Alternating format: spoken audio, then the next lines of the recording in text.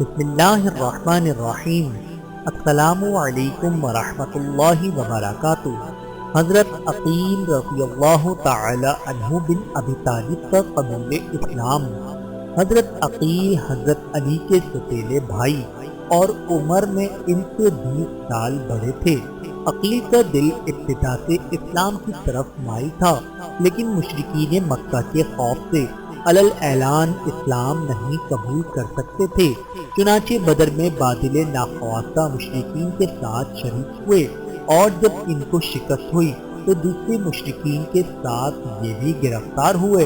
حضور نے حضرت علی کو بھیجا کہ دیکھو میرے گھرانے والوں میں کون کون لوگ گرفتار ہوئے۔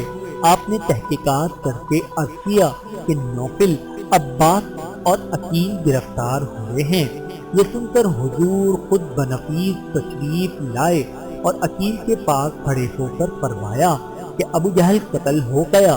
عقیل بولے، اب تھاما میں مسلمانوں کا کوئی مزاحم باقی نہیں رہا۔ عقیل کے ہاتھ مال و دولت سے خالی تھے، اس لیے حضرت عباس نے اپنی جیب سے ان کا فدیہ دے کر ان کو آزاد کرایا۔ آزاد ہونے کے بعد مکہ واپس گئے۔ سن 8 ہجری میں باقاعدہ اسلام لا کر ہجرت کا شرف حاصل کیا۔